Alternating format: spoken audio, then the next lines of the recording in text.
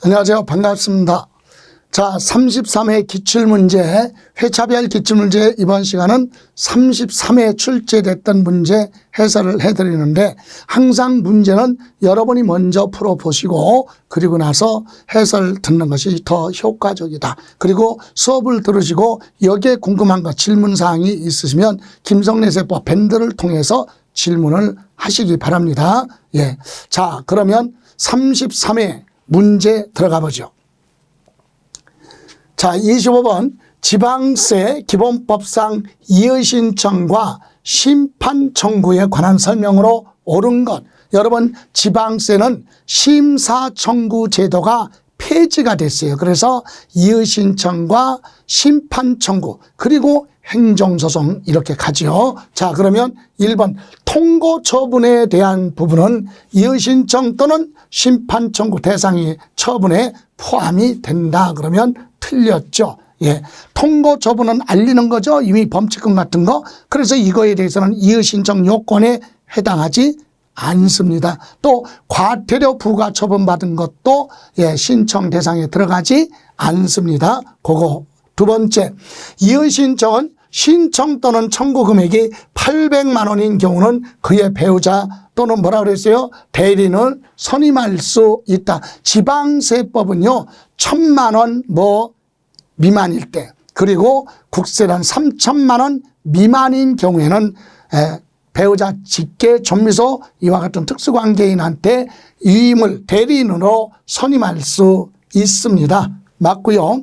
보정기간은 결정기간, 여러분 이의신청이나 심판 청구가 들어오면 이의신청 받은 날로부터 90일 이내 또는 심판 청구 받은 날로부터 90일 이내 결정해서 통지하는데 그때 결정기간에 보정기간이 뭐예요? 서류 등을 보충할 수 있는 기간이 보정기간이거든요. 이런 기간은 결정기간에서 제외됩니다. 그거 빼고 얘기하는 거예요. 그래서 보정기간은 결정기간에 포함하지 않는다. 맞습니다.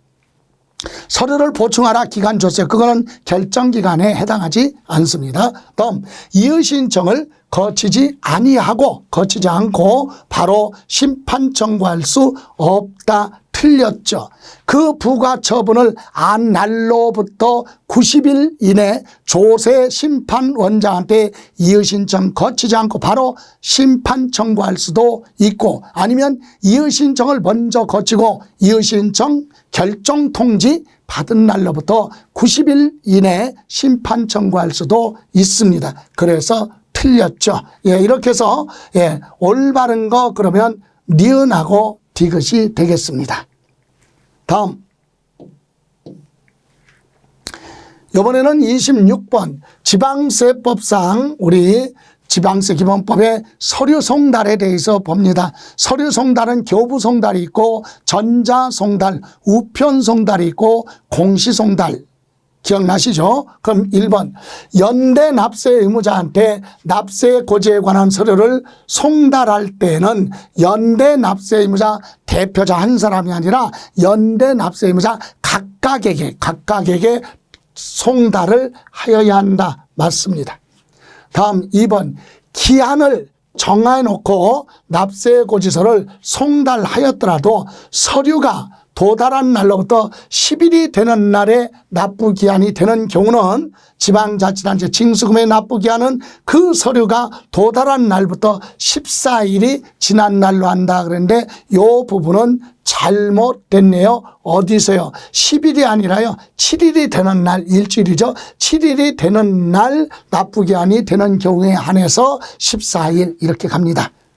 틀렸고 3번 납세 관리인이 있을 때는 납세 고지와 독촉에 관한 서류는 그 납세 관리인의 주소 또는 어디 영업소에 뭐한다 송달한다. 맞고요. 교부에 의한 서류 송달이 뭐죠? 교부 송달. 공무원이 담당 공무원이 서류를 가지고 직접 당사자 찾아가서 주소지나 영업소에 가서 전달하는 방법이죠. 그래서 송달 장소의 서류를 송달받아야 할 자를 만나지 못하였을 때는 그 사용인으로서 사리를 분별할 수 있는 사람한테 그 서류를 대신 송달할 수 있습니다. 교부 송달. 예, 맞습니다. 또 5번 서류 송달을 받아야 할 자 주소 또는 영업소가 분명하지 않습니다. 그러니까 분명하지 않으니까 우편 송달도 불가능하고 어디로 찾아갈지 교부 송달도 불가능하잖아요. 그럴 때는 서류의 주요 내용을 공시합니다. 어디에? 지방세면 지방자치단체 시군구 홈페이지 게시판을 통해서 또는 관보를 통해서 법원을 통해서 알리는 거죠. 이렇게 주요 내용을 공고를 하고 공고한 날로부터 14일이 지나면 이게 공시송달이죠. 14일이 지나면 그 서류는 송달된 걸로 본다. 맞습니다. 이렇게 해서 틀린 건 2번이 되겠네요. 자, 이렇게 조세 총론은 광범위하게 물어볼 수 있기 때문에 우리 수험생들은 조세 총론에 시간을 투자하지 마시고 늘 기본적으로 보는 거 조세의 분류, 용어 정도만 보시면 되겠습니다. 그래서 출제자가 난이도 조절을 할 때 이렇게 넓게 출제할 수 있는 부분이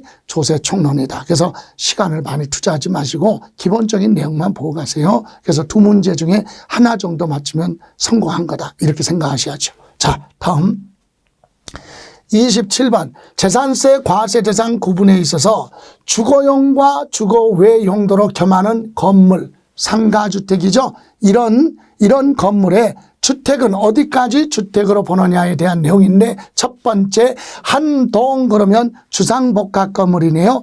집합 건물이죠. 구분 등기 건물은 하나지만 구분해서 등기가 소유권 구분해서 등기되는 그런 건물 대표적으로 아파트가 동자 붙여 101동, 102동, 1동, 2동 이렇게 상가도 그렇고 그래서 이와 같은 한 동의 건물이 주거와 주거 외 용도로 같이 사용하고 있다 그러면 우리는 뭘로 생각하라고 그랬어요? 주상복합 건물이다. 그럼 주상복합 건물은 면적 계산할 필요가 없어요. 왜? 밑에는 상가로 구분해서 등기됐고 위에 아파트 부분은 각각 주택으로 등기가 됐잖아요. 구분됐죠. 그러니까 이때는 주거용으로 사용하는 부분 아파트 부분만 주택으로 본다. 맞습니다. 면적 크기 계산할 필요가 없는 거예요.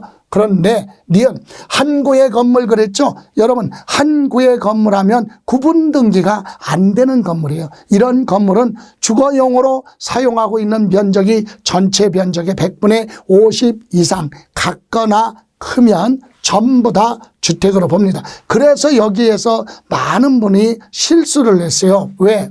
주거와 주거외 용도를 사용하는 경우 주거용으로 사용하는 부분이 전체 면적의 100분의 60인 경우는 주택으로 본다. 그러니까 틀렸다고 했어요. 왜 틀렸다고 물어보냐 하니까 아니 100분의 50 이상인데요. 그러니까 지금 여기 100분의 60 이상 그러면 틀리지만 100분의 60이다 70이다 그 얘기는 사례를 얘기하는 거잖아요. 기준이 아니라. 예, 100분의 50 이상 미만 초과 이렇게 들어가면 법을 얘기하는 거예요. 그런데 여기는 미만자가 없잖아요. 100분의 60, 60%니까 당연히 뭐예요? 50% 이상이잖아요. 그럼 전부 다 주택으로 본다. 맞죠? 100분의 50 이상이란 말이 없으니까 100분의 60이든 70이든 주택으로 본다. 맞아요.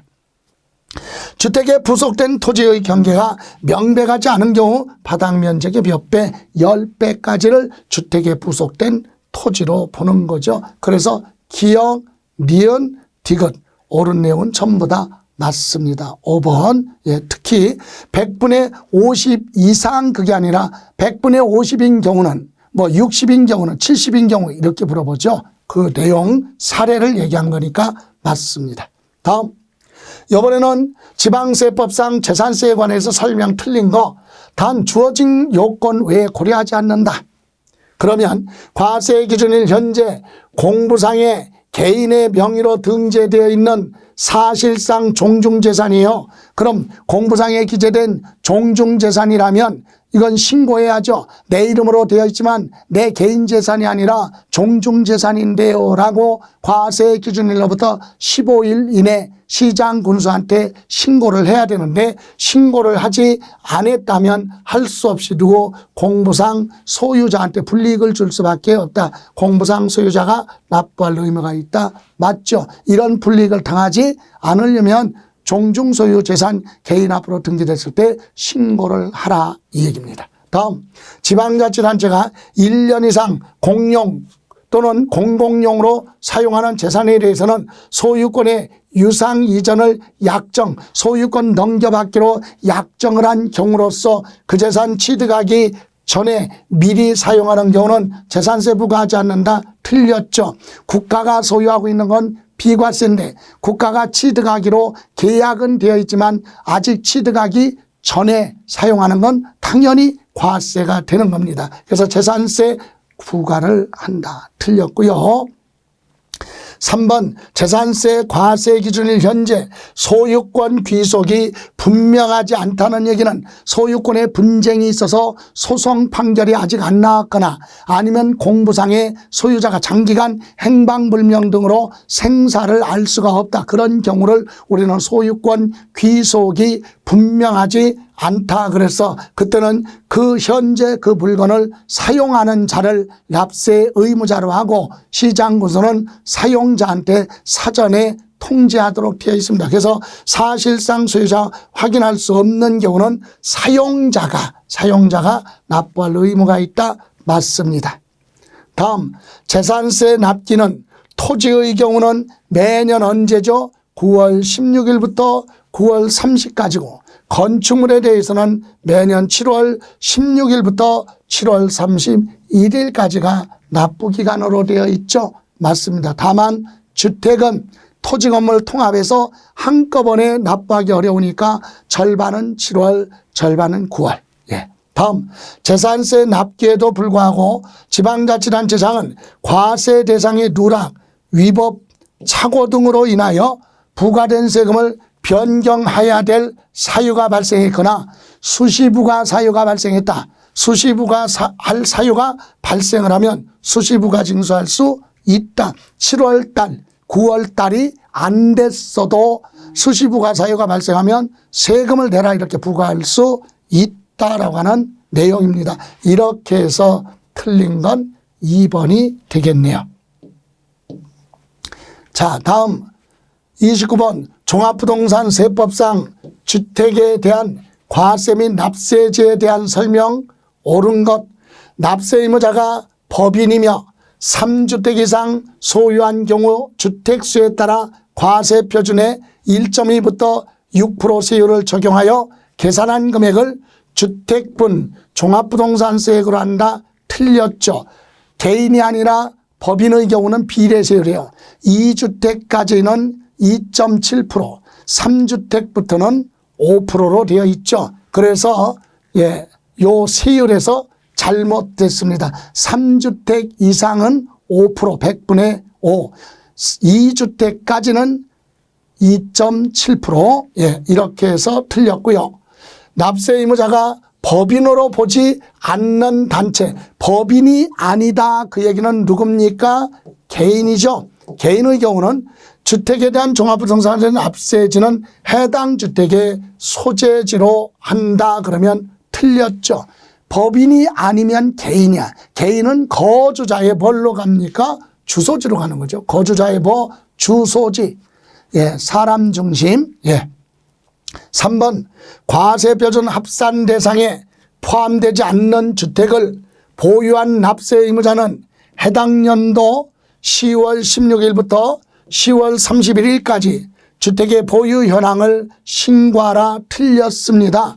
전국에 있는 주택을 소유자별로 합산할 때 합산 대상에서 제외되는 주택을 소유한 납세 의무자는 9월 16일부터 9월 30일까지 납세지 관할, 주소지 관할 세무서장한테 주택 보유 현황을 신고하도록 되어 있죠. 그래서 요 날짜에서 틀렸네요.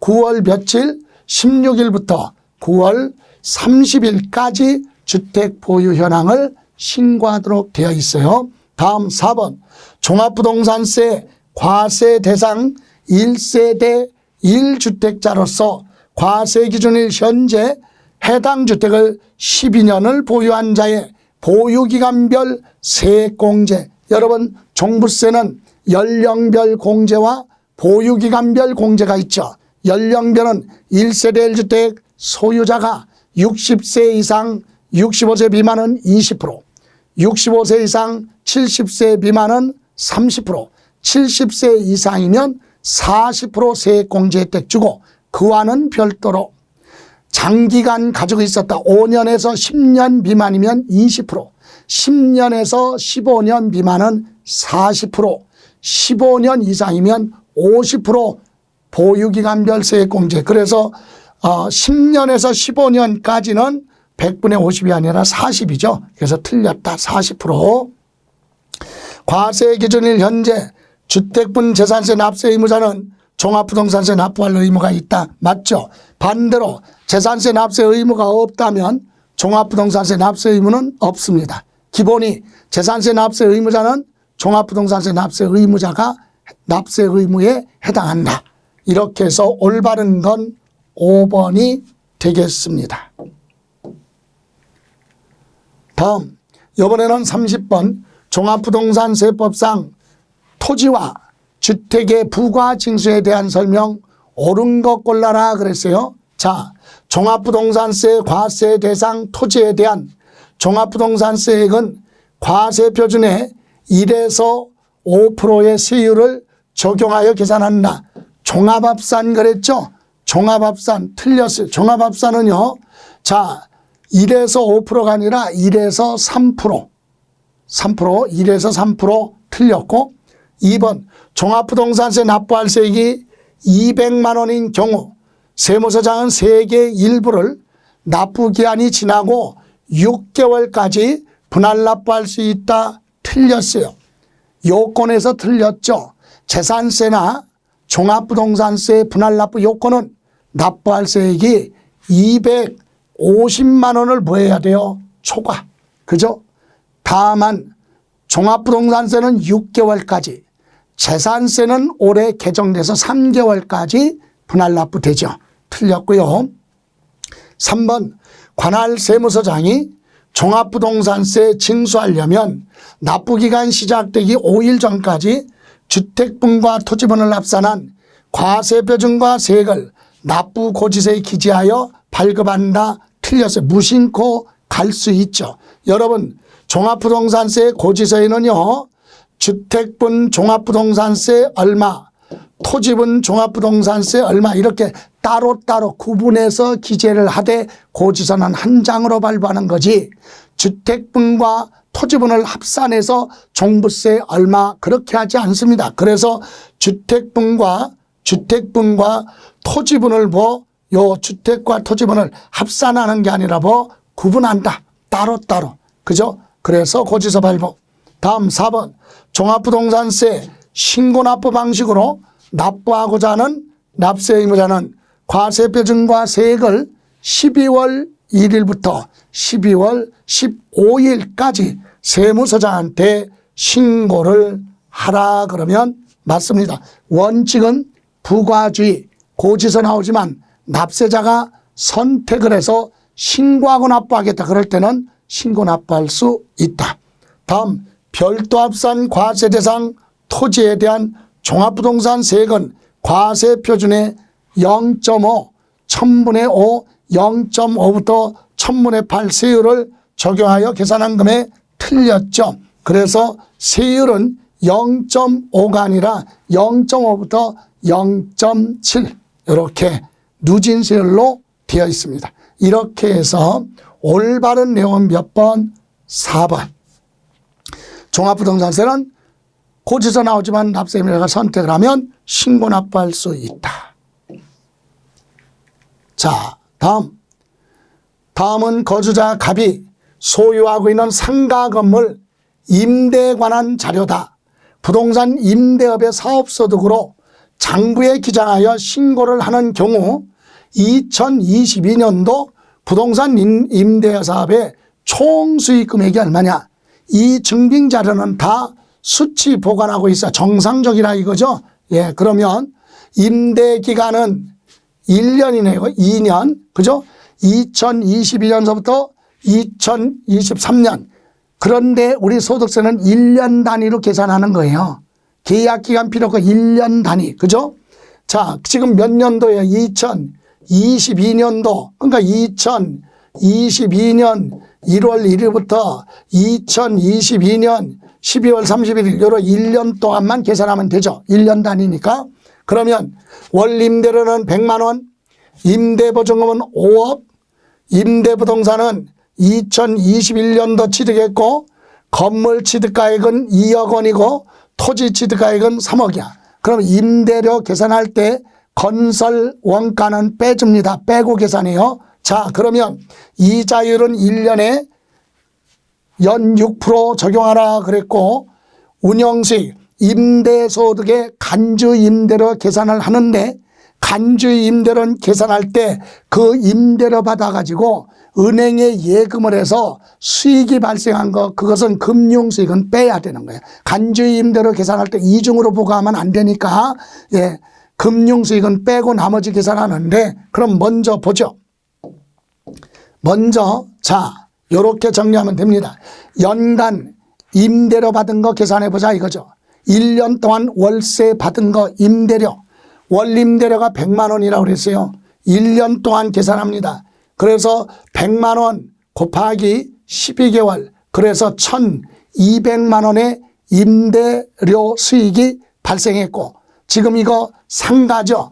주택이라면 간주임대료 계산할 때 3주택 소유자의 보증금 합계가 3억을 초과할 때 간주임대료 계산해요. 그런데 상가는 1도 없어. 그냥 다 과세예요. 그래서 지금 상가 부동산에 아까 뭐라고 그랬어요? 임대한 부동산의 보증금이 얼마라고 그랬어요? 간주임대료 계산할 때 보증금이 5억이라고 그랬어요. 5억 중에서 건설 자금, 건설 원가, 건물의 취득 가격 얼마? 2억은 빼요. 건설 원가는 빼고 계산하니까 그럼 5억에서 2억을 빼. 그럼 간주 임대료 계산은 얼마? 3억에 대해서 하라 이 얘기입니다. 3억에 1년에 몇 프로? 6%씩 계산하니까 1,800만 원의 간주 임대료 보증금에 대한 이자 계산을 해서 뭘로?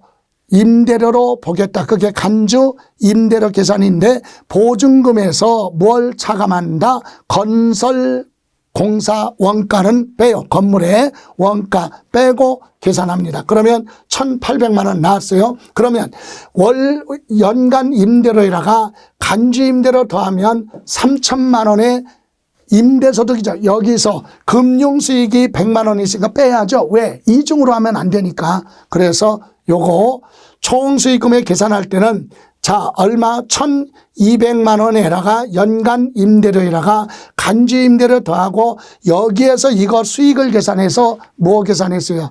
임대소득으로 계산하죠. 그런데 여기서 수입이자는요 금융수익이 발생한 거 100만 원은 공제를 하고 나머지만 계산합니다. 그래서 2,900만 원. 그럼 유가증권 처분이익은 뭐냐? 금융수익이 아니죠. 증권, 채권 등을 팔아서 생긴 이익은 이자로 발생한 수익이 아니에요. 증권을 팔아서 생긴 거지 금융수익이 아니다. 금융수익의 대표적인 게 이자 받은 거예요. 그래서 여기 이자 받은 건 금융수익이니까 여기 이걸 수익으로 다 보는데 이것까지 또 이거 계산할 때 수익 소득세 냈는데 이걸 또 하면 안 되죠. 그래서 요건 공제를 한다. 그러나 이건 금융수익이 아니죠. 그래서 답은 2번으로 가는 겁니다. 자, 여러분 상가 건물에 대해서 임대를 할 때 건설 원가 공사비 빼고 나머지 보증금의 이자율 곱해서 1년치 간주 임대료를 계산을 합니다. 그리고 그 기간에 발생한 보증금에 대한 금융수익이 발생한 거 있으면 그건 공제를 하라. 그러나 유가증권 처분이익은 금융수익이 아니라 증권을 사고 파는 거 임대사업과 별개로 발생한 소득이죠. 그건 인정하지 않습니다. 자, 다음에 32번 거주자 자 갑이에요. 활자 잘는데 거주자 갑이 매매로 인하여 등기된 토지를 취득 및 양도에 관한 다음 자료를 이용하여 양도소득세 과세 표준을 계산하였다. 적격 증명서를 수치 보관하고 있으며 주어진 조건 이외에 고려하지 않는다 그랬어요. 그러면 지금 문제에서는 과세 표준을 계산했다 그랬어요. 과세 표준. 그러면 지금 딱 나오는 것이 양도소득세 계산은 양도차익 계산할 때 원칙이 실거래 가격이다. 실거래 가격이 없으면 추계 결정 가는데 지금 양도 당시 실거래 가격이 있고 취득 당시 실거래 가격이 있잖아요. 그리고 양도 비용이 400만 원 별도로 발생을 했다. 그러니까 이런 건 필요가 없다는 얘기죠. 그죠? 자, 그렇다면 계산해 볼까요? 첫 번째 무슨 차익? 양도 차익을 계산합니다. 그럼 첫 번째 양도 가액 얼마?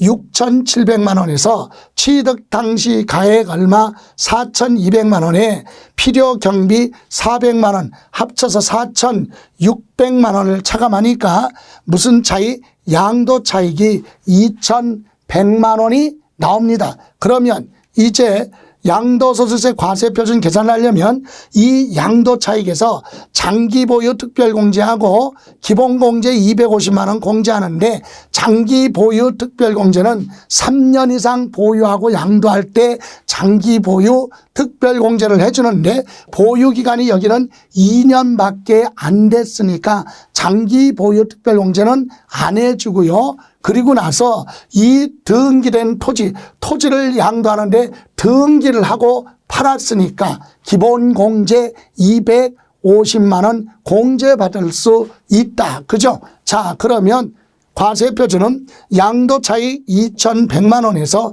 장기보유 특별공제는 없으니까 그럼 기본공제 250만 원 공제하니까 1,850만 원이 양도소득세 과세 표준이 되는 거죠. 답은 몇 번? 1번.